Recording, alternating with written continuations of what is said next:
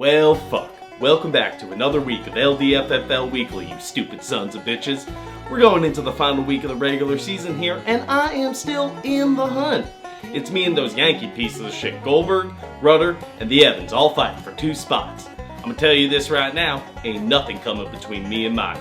With the playoff picture starting to come into focus, and a potential Swamp King to be crowned, let's take a look at who did what in week 13. Praise the Lord and pass the ammunition! I'm not lying when I tell you that this win saved Glatz from consecutive back-to-back last place finishes. This season has been a massive disappointment from the former playoff stalwart.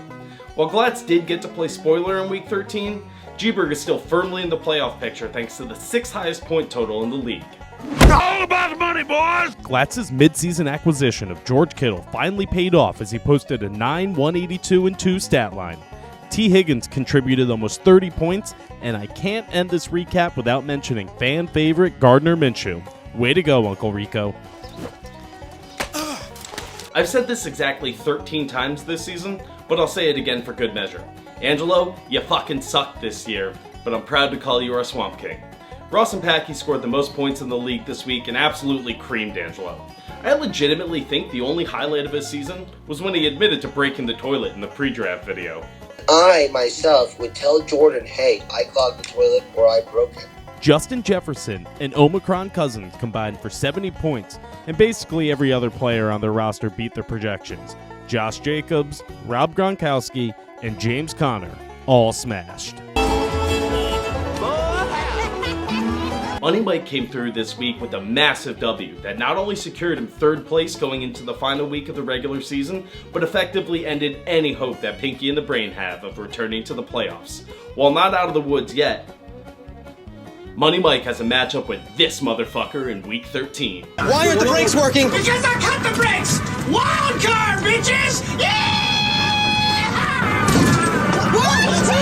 The Javonte Williams coming out party was the highlight for Money Mike, while 30 points from Matthew Stafford and Deontay Johnson delivered him the 2nd highest point total on the week. Def Leppard sucks! Jordan fucked me this week, plain and simple.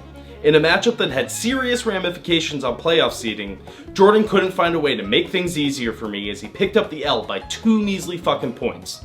The Evans still hold on to 5th place but are in a must-win situation, while Jordan will need to beat out Weiss for the number 1 overall seed. Kick his ass, Seabass! Tom Brady led the Evans with 44 points, and Jonathan Taylor kept things rolling to the tune of 143 yards and 2 touchdowns.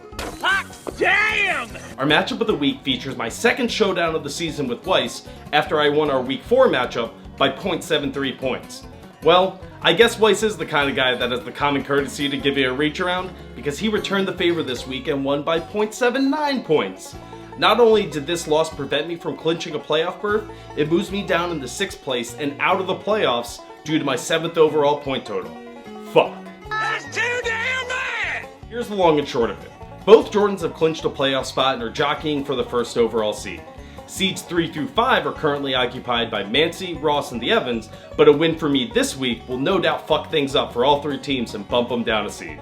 G-Berg is still in the playoff picture thanks to his high point total, while Rudder and Lawler will need a lot of things to go right to get in. Got that? Good. Angelo and Glatz are ready to welcome 2 permanent members to the swamp for the offseason, but who will it be?